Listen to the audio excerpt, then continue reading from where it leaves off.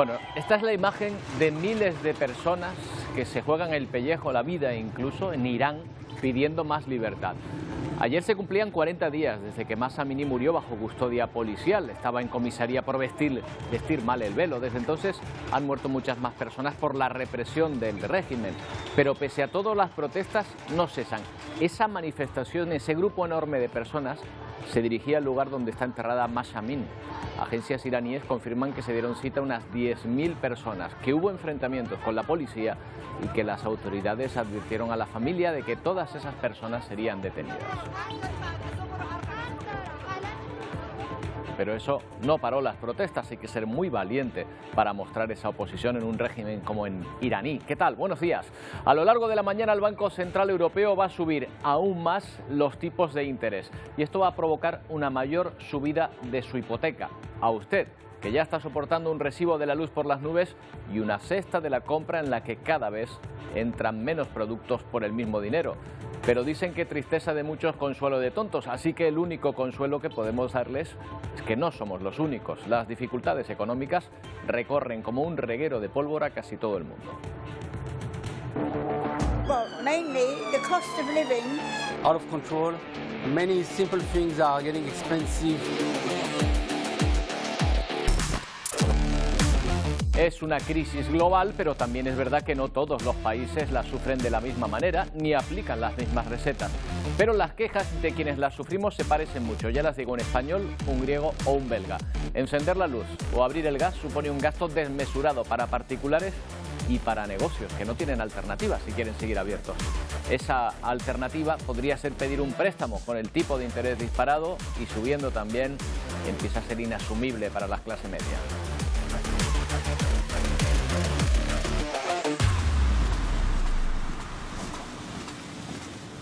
La diáspora venezolana, que comenzó de sur a norte, ha iniciado también el camino inverso de quienes prefieren volver tras el cierre de la frontera estadounidense. Pero no es fácil, ni siquiera para quienes tienen la suerte de poder coger un avión como este centenar de venezolanos que esperan un permiso para volar en un aeropuerto de Ecuador. Es mucho peor para quienes siguen acampados sin dinero y sin esperanza a lo largo de la frontera entre México y Estados Unidos. Son miles y nos vamos a preguntar si esta cara que van a ver es la de una hormiga. Exactamente no sabemos cuáles son los puntos, pero sí podemos ver algunos animales muy de cerca. Menos mal que tienen el tamaño que tienen, ¿verdad? Bueno, la fotografía es un primer plano difícil de ver, que ha captado un fotógrafo especializado en naturaleza, pero existen fotógrafos especializados en captar objetivos pequeños, imposibles de ver a simple vista. Hoy veremos algunas de estas fotos, les van a sorprender. Y si ya sentía sudores fríos viendo la subida de las hipotecas, prepárense porque el Banco Central Europeo nos regala hoy otra subida de tipos que va a repercutir sin duda en el Euribor. La subida será entre el 0,50 y el 0,75, se admiten apuestas. Será la tercera desde el pasado mes de julio. ¿Para qué nos lo ponen más difícil? En teoría para combatir la inflación. Si pedimos menos préstamos, consumiremos menos y así baja la demanda y baja la inflación. Esa es la lógica económica y ya vamos sabiendo a qué se refieren los dirigentes políticos y expertos cuando hablan de decisiones dolorosas.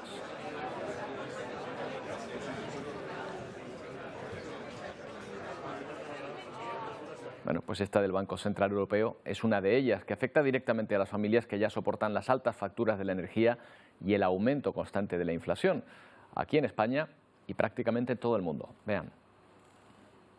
La tasa de inflación en Europa se encuentra en la más alta desde que hay registros y lo peor es que los precios siguen subiendo. Aunque la tasa más baja se encuentra en Francia, Emmanuel Macron ya ha advertido que no dejará solo ni a los ciudadanos ni a los pequeños empresarios. Je leur dis qu'on traverse aujourd'hui une inflation qui est la conséquence de nos dépendances. Inflación que es consecuencia de nuestra dependencia, dijo, y eso que su escudo energético ha sido lo que le ha descolgado del resto de Europa. Situación muy diferente a la que se vive en su país vecino, Bélgica. Las altas facturas de energía y el aumento de los precios de las materias primas han ejercido una presión sin precedentes sobre la vida de los belgas. C'est au gaz. J'ouvre une fois par jour, je remplis tout. Dice que ese horno de gas natural lo usaba antes 3 veces al día y ahora solo una vez. Y aún así, en esta panadería están viviendo situaciones que no habían visto en los 20 años que lleva abierta. Tout ce qui se passe cette année, c'était catastrophe. J'ai reçu la première facture ici, c'est 21 000 euros. 21.000 euros al trimestre solo en la factura del gas, sin hablar del gasto de la luz, dice este otro panadero. Según una encuesta, más de una cuarta parte de las empresas de ese país se enfrentan actualmente a dificultades económicas. También la inflación mantendrá su tendencia a la alza en Reino Unido y los expertos no creen que las soluciones del nuevo primer ministro tengan un efecto inmediato. A menos que algo suceda con el precio mayorista del gas, es probable que veamos aún más estas presiones, dice, al alza. Ahí la inflación aumentó un 10,1% en septiembre debido a que el precio de los alimentos sigue aumentando. A esta estudiante griega le asusta la idea de no poder seguir viviendo sola. Aunque en Grecia la economía está creciendo gracias al repunte este año del turismo, los jóvenes se están viendo excluidos después de una década de crisis económica y 2 años de pandemia. Bueno, se lo confirmaremos esa subida cuando se produzca. Saben que Pedro Sánchez está de gira oficial en varios países africanos. Hoy toca Sudáfrica, en Pretoria, en un encuentro con científicos españoles que viven allí. Intentará también estrechar lazos comerciales, que es lo que ha hecho en Kenia, donde estuvo ayer forjando alianzas frente a retos como el cambio climático y también impulsando relaciones económicas para convertir a Kenia en la puerta de entrada al continente de empresas españolas.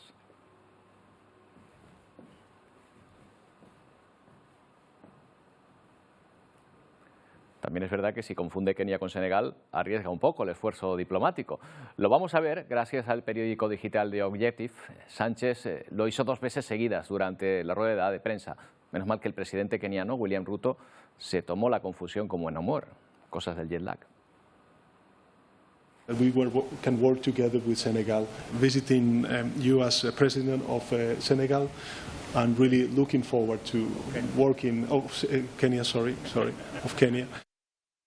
Bueno, este error nos ha hecho recordar aquel tan sonado de Federico Trillo en 2003, cuando era ministro y visitaba el ejército del Salvador, a quien hizo gritar bien fuerte, ¡Viva Honduras! ¿Se acuerdan? ¡Viva Honduras! ¡Viva Honduras! Muy buena suerte. Perdón, esto ha sido un lazo porque vengo de Honduras. La prensa dará cuenta de ello. Pero mejor vamos a hacerlo como Dios manda. Teniente coronel, mande firme. ¡Batallón, alto!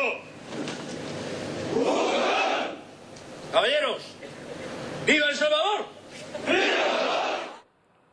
Bueno, ojalá pudiésemos tomarnos todo con tan buen humor, pero en Ucrania la situación no está para eso. Allí continúan los ataques a las infraestructuras básicas, incluso las gasolineras.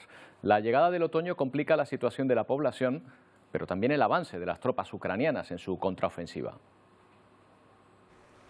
Es el último golpe ruso a las infraestructuras básicas de Ucrania. Rusia bombardea ahora también gasolineras. Un misil impactaba contra este surtidor en Dnipro, matando a las 2 personas que viajaban en este coche, una de ellas embarazada.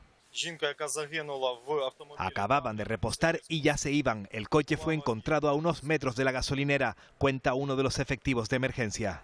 Un nuevo ataque con víctimas civiles que llega tras las palabras del líder checheno Kadyrov, quien promete seguir destruyendo y quemando vivos a los ucranianos.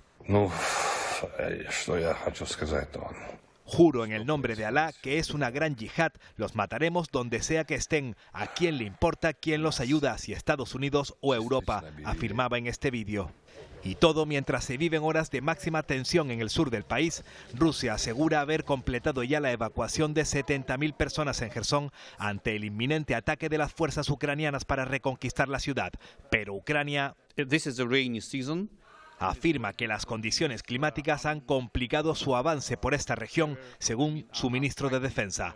En plena temporada de lluvias se hace muy difícil trasladar los vehículos de combate por el barro. Un otoño que se espera muy duro con el 40% de las infraestructuras energéticas ya dañadas. Pedimos a los refugiados que viven en el extranjero que no regresen. Necesitamos sobrevivir al invierno, solicitaba la viceprimera ministra ucraniana. Y mientras Rusia realiza ejercicios con disparos masivos de misiles nucleares bajo la supervisión de su presidente Putin. Rusia estaría cometiendo un error increíblemente grave si usa un arma nuclear táctica, advierte el presidente de Estados Unidos. Y al mismo tiempo el Kremlin sigue acusando a Ucrania de estar preparando una bomba sucia. El secretario general de la OTAN vuelve a desmentirlo. Rusia a menudo acusa a otros por lo que pretenden hacer ellos mismos. Hemos visto este patrón antes, desde Siria hasta Ucrania. Rusia no debe usar falsos pretextos para una mayor escalada. El mundo está observando de cerca. Jens Stoltenberg advierte también de graves consecuencias por cualquier uso de armas nucleares por parte del ejército de Putin. Bueno, bomba sucia, la verdad es que suena fatal. Juanjo Fernández, buenos días. ¿Qué tal? ¿Cómo estáis en Canarias? Bueno, Juanjo es analista, especialista en defensa y escritor, y a ti queremos preguntarte, Juanjo, ¿qué es una bomba sucia? Pues, ¿te parece? Yo daría cuatro aspectos o 4 puntos fundamentales de lo que es una bomba sucia y lo que representa, y luego ampliamos en lo que tú consideres más interesante. Adelante. O más conveniente. Lo primero, la bomba sucia es una bomba convencional. Imaginemos cualquier bomba normal, es decir, fabricada incluso por cualquier grupo terrorista o incluso fabricación casera, solo que en vez de ir revestida de metralla, como suelen ir otras bombas, esta lo que se le hace es acoplarle o ponerle material radiactivo, de tal manera que al explotar la bomba, el material radiactivo se disemina. Importantísimo que la gente entienda que no es una bomba termonuclear, es decir, no es la bomba nuclear convencional, esta que el hongo que todos tenemos en la mente, terrible aspecto, terrible imagen de una bomba nuclear, porque los efectos son totalmente distintos, no tienen nada que ver un efecto con otro, no es una bomba termonuclear. Luego, es un ingenio que es muy fácil de obtener, muy fácil de fabricar, y es un arma de terror, tengámoslo claro. Y luego que es también un arma que es muy útil, o puede ser muy útil, para lo que en términos militares se denomina ataque de falsa bandera, que es emprender una acción ofensiva y echarle la culpa al de enfrente. Claro, que parece que lo que está pasando. Entonces, no siendo una bomba nuclear, sin embargo, sí es capaz de contaminar una amplia zona de territorio donde estalla, donde se detona. Efectivamente, esa es la clave de la bomba sucia. Mientras que una bomba termonuclear, lo que es la bomba atómica, que todos entendemos, pues provoca una destrucción brutal por la onda térmica y la onda de presión, la onda de choque de presión, y destroza edificios, arrasa con todo en kilómetros alrededor del punto de explosión, la bomba sucia no hace nada de eso. La bomba sucia tiene un efecto destructivo como tal, entendamos, de daños a edificios, muy limitado, que es el que provoca el propio explosivo de la bomba, que puede ser pequeño. Pero lo que hace es diseminar un material radiactivo que se le ha acoplado. Es un efecto parecido al de una bomba química, entendamos, que lo que hace es dispersar un agente químico. Entonces afecta a una zona de unos cientos de metros, es decir, claro, para que todo el mundo lo entienda, un par de manzanas. ¿Se ha usado alguna vez una bomba sucia? Como tal, no. Ha habido casos en que ha habido alguna amenaza de uso de bomba sucia por parte, por ejemplo, de grupos chechenos que amenazaron y llegaron a poner un artefacto en Moscú, pero que no se llegó a detonar ni llegó a suceder nada.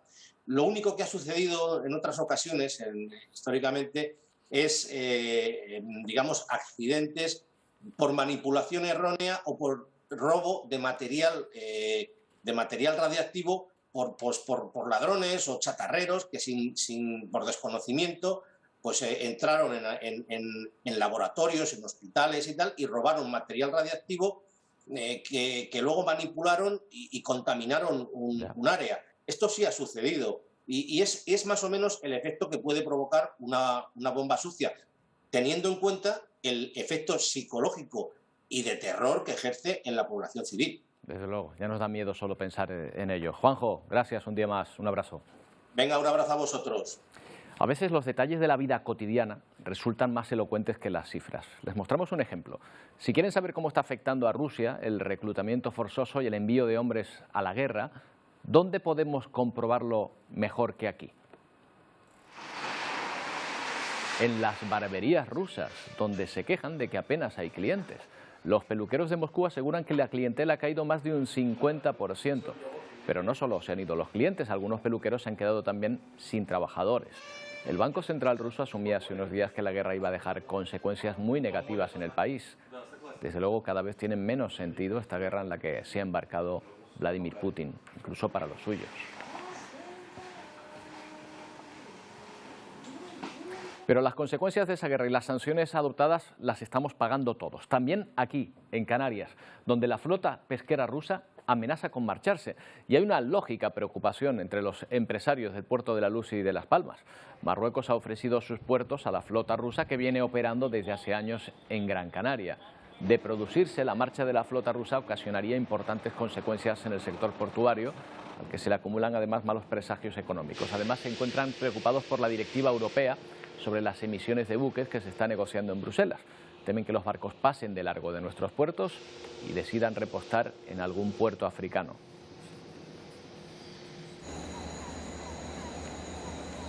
Vamos a preguntarle a Luisa Ramos, que es presidenta de la Asociación de Reparadores Navales de Las Palmas. ¿Qué tal, Luisa? Buenos días. Hola, buenos días. Bueno, lo primero que nos preguntaríamos es si las sanciones contra Rusia afectan de algún modo a los pesqueros o a los barcos pesqueros que vienen a reparar a Canarias. Sí, claro. De hecho, esto no es una novedad. Lamentablemente, desde que comenzó la guerra ha habido diversas acciones por parte de la Comunidad Europea para tratar de controlar, digamos, el éxito de las acciones comerciales de Rusia. Y una de ellas fue ya en el pasado abril, cuando se emitió el dictamen por la Unión Europea para prohibir el acceso a puertos europeos de buques de bandera rusa con unas características determinadas. En un principio, en abril, no se incluía en esa prohibición a los barcos pesqueros, pero en mayo hubo una corrección y desde mayo no tenemos barcos rusos en ningún puerto europeo y en Canarias en particular, salvo que cumplan las excepciones que menciona ese dictamen. No es que se vayan a ir los barcos rusos ahora, que ya se fueron, lamentablemente. Claro, pero esa posible sustitución definitiva de Canarias por Marruecos se debe, por lo tanto, a una decisión política, o es que Marruecos tiene en sus puertos algo más que ofrecerle que Canarias, que tienen otra competencia que hacer. Yo me imagino que esto ofrece, porque además el origen de las declaraciones proviene del comisario para asuntos de pesca ruso en Marruecos. Me imagino que esto obedece principalmente a que están buscando alternativas porque tienen un problema que se puede solucionar de alguna manera en puertos marroquíes en cuanto al abastecimiento de combustibles, a lo mejor, no solo de Marruecos, sino en otros puertos africanos, en cuanto al abastecimiento de combustible o en cuanto al cambio de tripulaciones o otros servicios que se le daban aquí a nivel portuario, y hay otros que no los van a poder conseguir sustituir porque lamentablemente para ellos pues las características de su flota es técnicamente bastante avanzada y, por ejemplo, en el ámbito que yo conozco más, que es en el ámbito de la reparación naval, sus barcos no van a poder ser reparados en Casablanca como ellos pretenden en 2023. El astillero de Casablanca está en construcción, no tiene concesión, no está operando, no está terminado, y aunque lo tuvieran y tuvieran las infraestructuras, después se necesita una experiencia y una capacidad técnica que no la tienen. Claro, lo cierto es que los buques rusos son buenos conocidos, son viejos conocidos desde que eran buques soviéticos. Vamos a perder a un buen cliente, ¿no? Sí, lamentablemente hemos perdido un cliente muy importante para el puerto de Las Palmas, un cliente que a todas las vicisitudes que ha habido políticas desde la época en la que era Unión Soviética, eso no se había visto afectado en ningún momento en la actividad que tenían en nuestra zona, y ahora sí, y es una pena, ya le digo, esto para nosotros fue un varapalo ya muy fuerte y estamos tratando, de hecho, de que se contemple alguna excepción, puesto que estos barcos operan en África y producen harina de pescado y proteína de pescado que alimenta a países terceros de África que ya tienen bastantes dificultades como para encima tener la imposibilidad de tener alimento, digamos, disponible. Claro, encima esa es la otra derivada. En todo caso, aquí en Canarias, ¿en cuánto podría ser la pérdida? ¿Han pensado cuántos millones de euros o puestos de trabajo incluso los que podría afectar? Eso afecta a que es un porcentaje bastante elevado del volumen de negocio que todos los suministradores y servicios portuarios proveemos en el puerto de Las Palmas. En el caso de las reparaciones puede ser, dependiendo de qué tipo de taller, un porcentaje u otro, con lo cual evaluar en millones de euros, la cifra que este señor manejaba de 100 millones de euros, pues puede ser una cifra. Obviamente, si hay empresas que se dedican casi exclusivamente al mercado ruso, lo van a sufrir y pueden ponerse en peligro sus puestos de trabajo y su continuidad.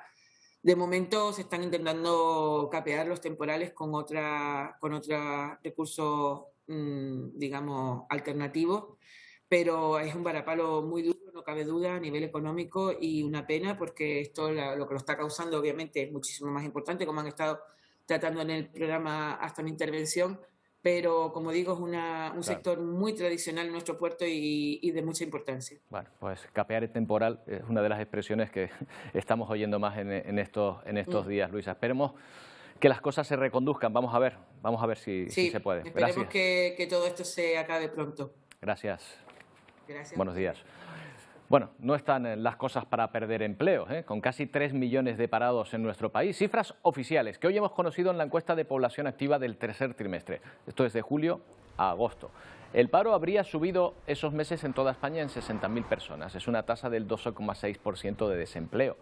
La ocupación, en cambio, también avanzó, 77.000 personas. O sea que ahora mismo hay 20 millones y medio de trabajadores en nuestro país.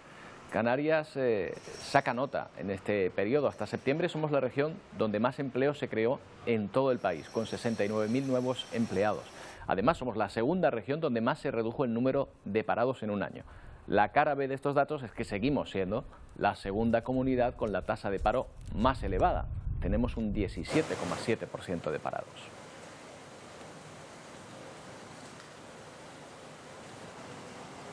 En lo político hoy es noticia que parece que va a haber acuerdo para renovar el Consejo General del Poder Judicial. No será hoy, pero por lo menos está más cerca, tras la tremenda crisis política y judicial creada entre PSOE y PP por el bloqueo de este órgano. Parece que finalmente la dimisión del ESMES sirvió de algo. Pedro Sánchez ha anunciado que nunca antes habían estado tan cerca del pacto con los populares, donde estarían recogidos varios puntos, entre ellos que los jueces que entren en política no puedan dictar sentencias al menos hasta 2 años después de dejar el cargo. Una medida que afectaría, por cierto, a varios jueces vinculados con ambas siglas. Hacemos una pausa, enseguida volvemos con imágenes increíbles de animales muy pequeñitos que vistos de cerca son terroríficos. Enseguida lo van a ver.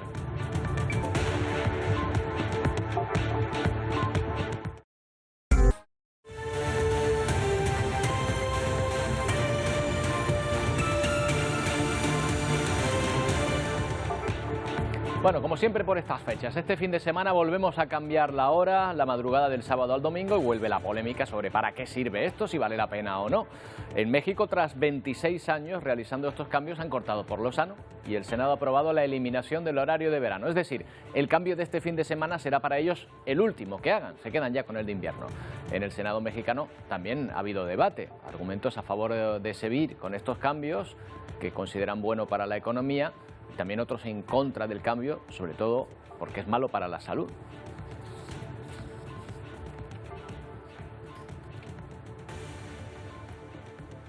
Bueno, pues vamos nosotros con ese debate de nuevo. María José Martínez en Madrid es fundadora de Crono Health y coordinadora de cronobiología de la SES. ¿Qué tal, María José? Buenos días. Muy buenos días a todos. Bueno, ¿podríamos resumirlo así? ¿El cambio horario es bueno para la economía pero malo para la salud? Bueno, pues es que realmente los beneficios que se encontraban económicos cuando se empezó a establecer este cambio horario ya casi no se están viendo, porque ya no está tan establecido el horario de trabajo durante el día y la noche el descanso, sino que el trabajo se ha alargado a la noche y ya digo, estos beneficios que antes eran pues casi exclusivamente económicos ni siquiera los tenemos, solo tenemos las desventajas a nivel de salud. ¿Y qué nos viene mejor, orgánicamente, el horario de invierno o el de verano? Desde luego el de invierno. Ya sabemos que a nivel, bueno, pues de turismo, de ocio, la mayoría de la población o gran parte de la población tiene una preferencia por el horario de verano, por alargar el día. Pero a nivel circadiano, a nivel de salud, de sueño, de organización de nuestros ritmos circadianos, de todos nuestros ritmos biológicos, es mucho mejor el horario de invierno. Claro, entonces los que dicen, no, es que prefiero tener el día más largo, cuando lo decimos así, prefiero alargar más el día, al final, ¿qué estamos primando el ocio sobre el descanso? Claro, eso es lo que entendemos nosotros. La principal consecuencia, para que se entienda esto, es que la luz es el principal sincronizador del sistema circadiano. Es decir, nuestro reloj no tiene un periodo exactamente de 24 horas, sino que tiene un periodo de 24 horas, 5 más o menos, en cada persona varía, y hay que ponerlo en hora cada día como pasaba con los relojes de cuerda antiguos. Pues bien, el principal sincronizador, el principal factor que pone en hora cada día el reloj es la luz. Entonces, debemos recibir luz intensa a primera hora de la mañana y debemos retirarla paulatinamente a partir de las 8:30 de la tarde, por ejemplo, que vaya bajando y que vaya preparando el sueño. Porque si hay luz en el momento de descansar, vamos a eliminar, entre comillas, la melatonina de nuestro organismo, que es la hormona del sueño en humanos. Por tanto, si alargamos las horas de luz hacia la tarde, ¿qué hacemos? No recibimos luz a primera hora de la mañana cuando es necesaria y la recibimos demasiado tarde cuando ya deberíamos estar preparando el sueño. Quizá lo notamos los que tenemos niños, especialmente los más pequeños. El horario, cuando llegamos al horario de verano, ahí se descontrola todo. A la hora de irnos a la cama, los madrugones son peores, ¿no? Los niños lo notan más. Totalmente. Tanto los niños como los ancianos tienen un sistema circadiano menos robusto, menos flexible, y les cuesta más adaptarse a estos horarios. Pueden necesitar hasta 5 días para recuperar y volver a ponerse en hora, digamos. Claro, lo que pasa es que también, si hablamos de la luz, por polemizar un poco, María José, claro, la gente que salga de trabajar y diga, hombre, que a mí me gustaría también disfrutar un poco más de luz cuando salgo de trabajar por la tarde, si no, no da tiempo, ¿no? Y les resulta puede resultar, sobre todo en determinadas zonas del país, ¿cómo decirlo? Un poco deprimente, ¿no? Claro, es que otro de los problemas que tenemos también en España, quería decir en la península, es que no tenemos el horario que nos corresponde según nuestra posición geográfica, con lo cual estamos teniendo la misma hora que en otros países que amanece y anochece en una hora distinta. Entonces, ¿es importante tener luz para seguir, digamos, el ocio después de trabajar? Bueno, es que ya si nos ponemos a politizar, pues es que igual deberíamos plantearnos que las jornadas son demasiado largas, que alargamos demasiado el día, que lo importante es recibir luz en el momento que me voy a ir a trabajar, que esto también ocurre. Si nos ponemos en la piel de una persona que está, por ejemplo, en Galicia, que estaría en el extremo quizá, esta persona puede ir en algunos momentos del año a trabajar y hasta 1 hora o 2 horas después de empezar su turno de trabajo, que tampoco tiene por qué ser excesivamente matutino, no va a ver el sol. Con lo cual esto, para adaptarnos, para ponernos en hora, para activarnos, va a ser imposible. Y si nos ponemos en la piel de un niño, que tenemos que levantarlo para ir al cole, para activarse y que no reciba luz para dormir, porque como decías antes, para decirle a un niño pequeño, venga, vamos a la cama, que hay que dormir en verano, pues hasta que vea el sol, el niño quiere jugar. Claro. Con lo cual hay que mirar más bien qué es lo que ocurre en la primera parte del día y no tanto qué es lo que ocurre al final del día cuando ya tenemos que ir preparando el sueño. Bueno, pues nada, este es el debate que está siempre, pero me temo que va a seguir. Así que, María José, nos vemos en marzo, volvemos a hablar en marzo o en abril, ¿no? Sí. Cuando cambie la hora otra vez, ¿no? Desgraciadamente sí, volveremos a hablar por lo menos durante un año más de este cambio horario. Me temo que sí. Gracias, María José, buenos días. Muchas gracias a ustedes. Bueno, vamos a ir hasta Irán ahora. La policía antidisturbios tuvo que desplegar un número enorme de agentes ayer. Convocaron protestas en todo el país para conmemorar los 40 días desde la muerte de Mahsa Amini y los antidisturbios se tuvieron que emplear a fondo, por ejemplo, para frenar esta inmensa cantidad de gente que se dirigió hasta la tumba de esta joven, ya saben, muerta en una comisaría después de ser detenida por no llevar bien puesto el velo. Manifestaciones que se repitieron en universidades de todo el país. Miles de personas peregrinaron, ahí ven otra imagen de esa peregrinación hasta la tumba de esta mujer. La agencia de noticias ISNA calcula que en el cementerio se reunieron unas 10.000 personas. Bueno, justamente ayer 15 personas al menos resultaron muertas y 40 heridas en un ataque a una mezquita musulmana de la ciudad iraní de Shiraz. Un atentado contra los peregrinos chiitas que rezaban en el santuario y que aumenta la tensión en el país. El grupo terrorista Estado Islámico ha reivindicado la autoría del tiroteo. El presidente iraní, Ebrahim Raisi, ha prometido que habrá consecuencias por el ataque.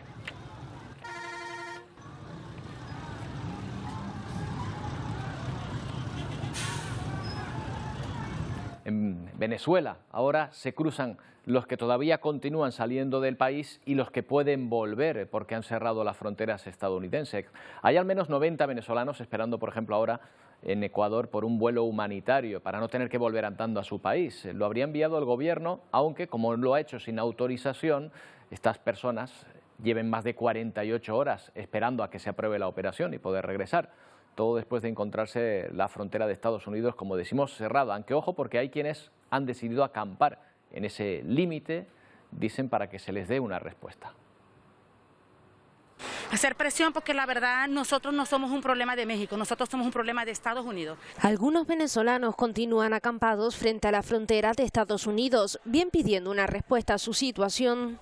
Nos están diciendo que las familias están pasando, no sabemos si sea verdad o sea mentira. O como en este caso, por culpa de la desinformación, aunque hay quienes optan por decir: no voy a seguir nadando contra la corriente, yo no voy a seguir exponiendo la vida de mi hijo. Y dejan atrás la frontera, pero sobre todo sus aspiraciones. Hubo mucha gente que vendió sus viviendas, sus vehículos, gente que se endeudó, gente que debe dinero y que no sabe cómo va a hacer para regresar y conseguir ese dinero. El gobierno de Venezuela, si pudiera ayudar a la mayoría con vuelos humanitarios. Por contra, calificamos el vuelo como un vuelo de Estado, porque el Estado venezolano está protegiendo a las personas por las condiciones y esperamos que eso sea valorado. Y a pesar de las declaraciones del embajador de Venezuela en Ecuador, estamos esperando por el vuelo.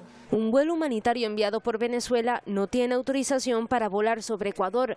Al menos 90 personas se quedan en un limbo y ya van 2 noches durmiendo en el aeropuerto. Nos van a agarrar, nos van a patear y nos van a sacar a la fuerza. Eso no se hace. Impedimentos para entrar en territorio americano e impedimentos para regresar a Venezuela. Por el camino además se suman otros problemas que van desde las extorsiones hasta los robos y en ocasiones algunos casos de xenofobia y racismo.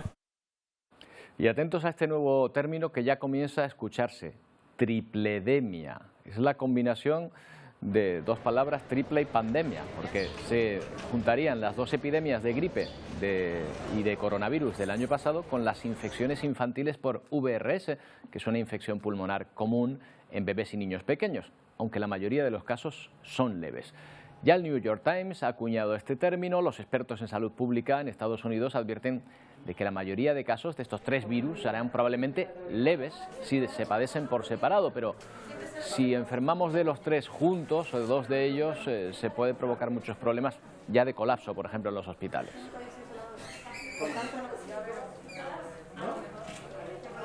Y en Uganda, la Asociación de Médicos recomienda el confinamiento de la capital por el brote de ébola. Desde que se registró el primer caso, el pasado 20 de septiembre, el gobierno ha confirmado ya la muerte de 30 personas y más de un centenar de infecciones por el virus. Además, las autoridades sanitarias vigilan a unos 1000 contactos estrechos para tratar de cortar la cadena de contagio de esta enfermedad que es potencialmente mortal. El virus que circula en Uganda es la cepa de ébola de Sudán, para la cual no existe una vacuna comprobada.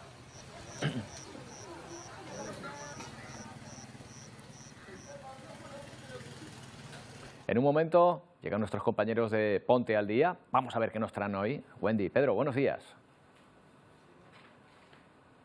¿Qué tal? Hola, muy buenos días, Roberto. Pues bueno, hoy no aquí en Ponte al Día vamos a plantearle a nuestros espectadores si son más de Halloween o son más de finados. Pedro, ¿tú? Yo de finado, sin duda. De finados. Y es que, como saben, encaramos un fin de semana muy especial y queremos saber si hay tradiciones, fiestas de otras culturas que se imponen a la nuestra y qué debemos hacer pues para conservar nuestras tradiciones, que en este caso son los finados. Bueno, pues estaremos muy pendientes a esa fiesta y también fruto protagonista de esas fechas. Vamos a ver quién no se come unas buenas castañas de noviembre y otoño. Bueno, pues también hablaremos precisamente de este fruto porque hoy va a ser protagonista de nuestro puntito gastronómico de Ponte al Día.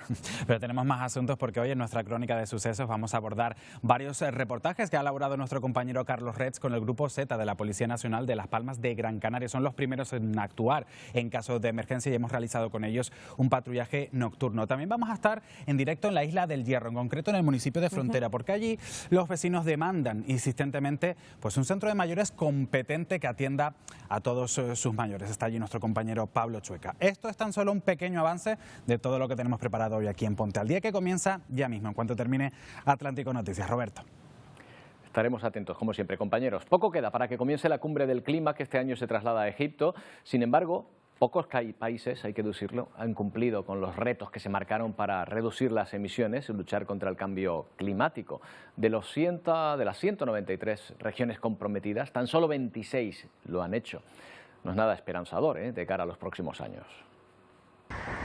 A días del inicio de la cumbre del clima en Egipto, las proyecciones frente al calentamiento global son cada vez más preocupantes. Según el más reciente reporte de las Naciones Unidas, si no se establecen medidas mucho más drásticas para reducir las emisiones de invernadero, el planeta podría registrar para el año 2100 un calentamiento en promedio de 2,1 a 2,9 grados centígrados. Nuestro objetivo global debe ser cero emisiones netas para 2050 y para lograrlo debemos colectivamente reducir a la mitad para 2030 los niveles de emisión globales que se registraron en 2010. Sin embargo, la tarea no ha sido sencilla, ya que el reporte indica que de los 193 países que se comprometieron a implementar cambios significativos, tan solo 26 lo han hecho tras la COP26 en Glasgow, Escocia.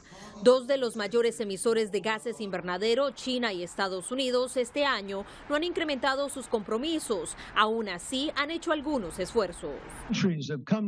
Los países se han dado cuenta brutalmente de que la crisis climática no solo es una amenaza, sino que la dependencia excesiva de los combustibles fósiles ha dado a los dictadores y déspotas la capacidad de convertir la energía en un arma. Bueno, será culpa del cambio climático o no, pero las lluvias que están cayendo estas últimas semanas sobre Venezuela han vuelto a cobrarse la vida de más personas. 3 han sido en las últimas horas. Antonio. ¿Qué tal, Roberto? Sí, en las últimas horas. Ayer vimos imágenes de lo que está ocurriendo en Venezuela, ¿no? Esas casas que se van derrumbando por la culpa de las crecidas de ríos, por desbordamientos, lo que ha ocurrido en esta ocasión. Fíjate, imágenes, estas son las de ayer, las que sacamos con esa casa que se derrumbaba. Espectacular esta imagen, por suerte no dejó víctimas mortales porque habían sido esas personas evacuadas. Lo que no ocurrió precisamente en esa localidad costera que tú decías es esa evacuación. Una casa se vio afectada por una luz que le vino de barro, la casa se acabó derrumbada y dentro de esa casa había una madre, un hijo y una hija. Por tanto, esas 3 personas se suman a las ya 58 víctimas que deja esta secuencia de lluvias torrenciales durante las últimas semanas en Venezuela. También lluvias torrenciales que afectan a Colombia, país vecino. Vamos a ver imágenes también de ese otro país. Fíjate lo que está ocurriendo allí. También desbordamientos de ríos, también aludes de barro y piedras. Bueno, como estamos viendo, afectando a casas de construcción débil y como ha ocurrido en esta que acabamos de ver, también se van derrumbando. Bueno, Venezuela, Colombia y también lluvias importantes, Roberto, en Costa Rica. Esto es un episodio concreto que ocurrió el pasado martes. Allí se dice que solo en las horas de la tarde del martes y noche, tarde del martes y noche del miércoles, esa madrugada, cayó el 60% del agua que se espera para esta zona, el sur de Costa Rica, en todo el mes de octubre. Pues el 60% de esa agua cayó solo en un día y fíjate, esta es la estampa del día después, cómo quedaron esas calles también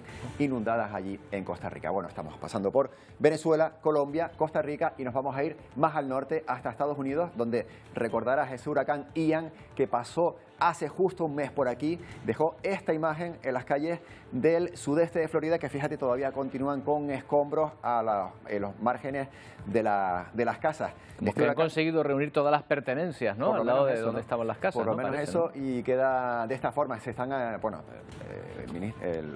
autoridades Biden y compañía han decretado ayudas para esta zona, también para Puerto Rico, también en Cuba. Probablemente tengamos imágenes muy parecidas, aunque allí no la estamos viendo porque ese huracán dejó bastante devastación en esa zona del Caribe, tanto en las islas como también ya llegando a Estados Unidos, en Florida. Estas son las imágenes precisamente de Florida. Bueno, y ha llamado mucho la atención estos días, Antonio, una fotografía, un primer plano de una hormiga que nos hace pensar, bueno, menos mal que este bicho tiene el tamaño que tiene, porque si lo viésemos un poco más grande, vaya miedo, vaya susto. Hay 2,5 millones de hormigas en el mundo por cada humano.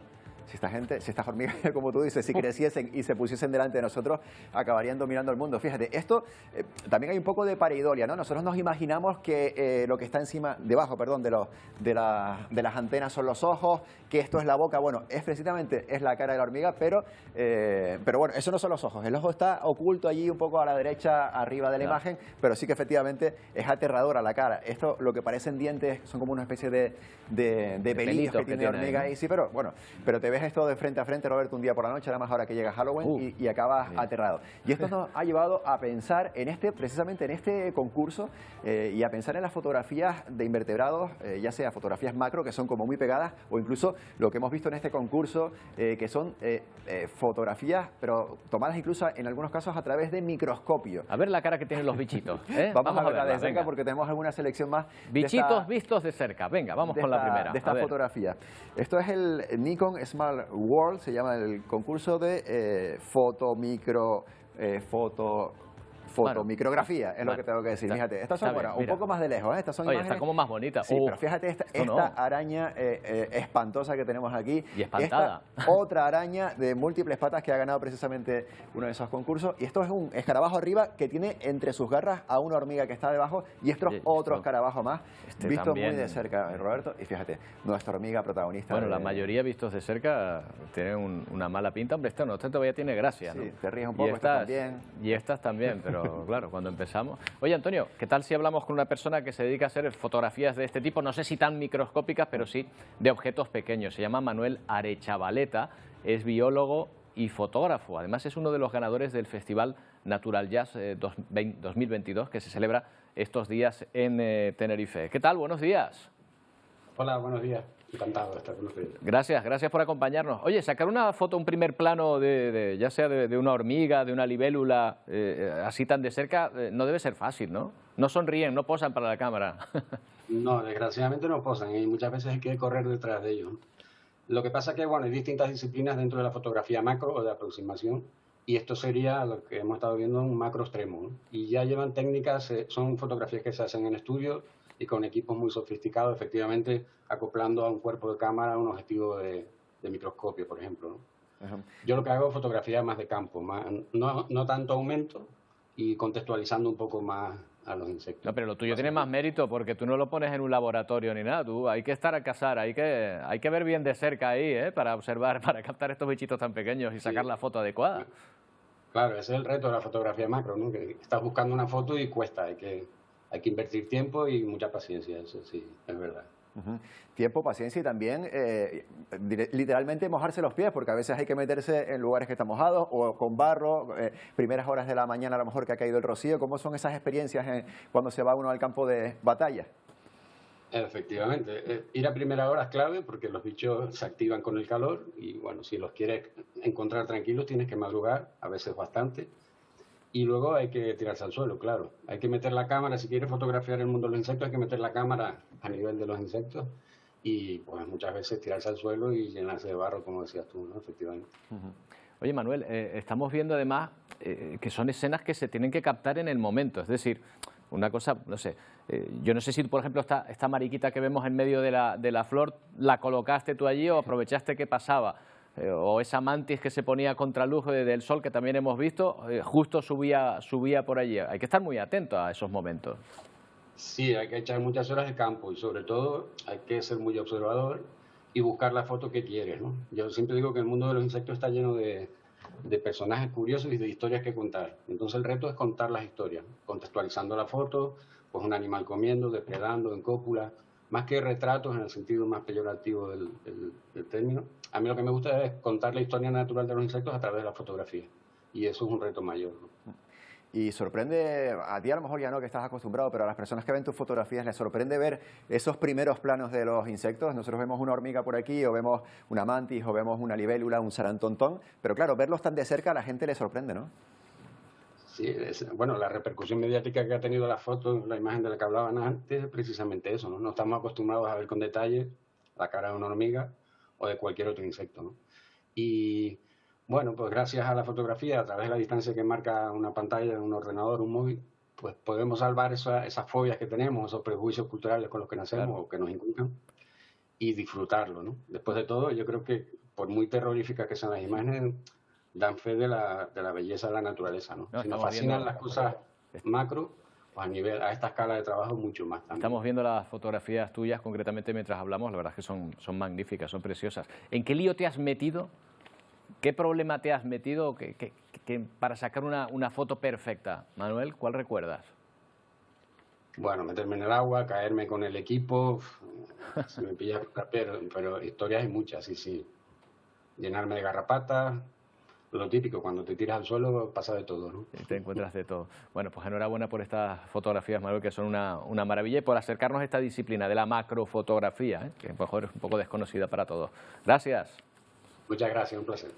Oye, multipremiado, te decía, en el Festival Natura Jazz, no solo este año, sino en las ediciones anteriores. Una celebridad como fotógrafo macro aquí en Canarias. Bueno, ese magnífico. Bueno, basura, vamos a ver cómo se recoge basura en el Nilo. Sí, basura aquí, a pequeña escala también, en el río Nilo. Bueno, pequeña escala, el río Nilo es el segundo más grande del mundo después del Amazonas, pero fíjate cómo esta persona utiliza métodos tradicionales, y hago mucho hincapié en esto por lo que vamos a ver después. Métodos tradicionales para recoger la basura, fíjate, multitud de botellas de agua, de plástico, bueno, 3 generaciones, no solo este señor, sino sus ancestros y sus descendientes también recogiendo basura en el Nilo. Y de aquí, del Nilo, de la tierra, nos vamos a ir al espacio, donde también hay mucha basura y también se recoge. Vamos a ver cómo se está desarrollando. Esta empresa británica está desarrollando este prototipo, que parece una araña también, ya que estamos hablando de insectos, y lo que hace, ¿qué crees que va a hacer este prototipo? Es que lo tenemos muy fácil, ¿no? Fíjate cómo se va acercando a la basura y la atrapa con sus garras. Bueno, de esta forma se quiere limpiar un poco ese